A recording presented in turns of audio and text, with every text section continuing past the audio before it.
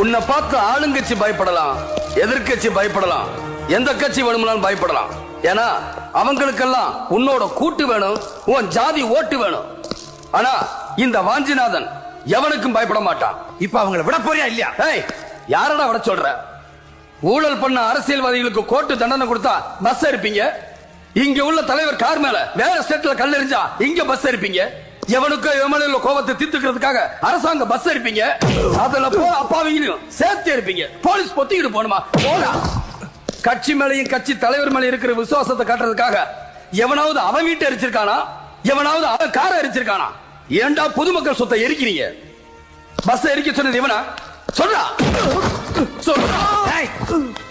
இன்னொரு தடவை உன் மேல கைய வச்ச, எங்க ஜாதிக்காரன் மேல வேற ஜாதிக்காரன் கைய வச்சான்னு ஜாதி கலவரத்தை கிளப்பி விட்டுருவேன். தமிழ்நாட்டை எரிச்சிருவேன்.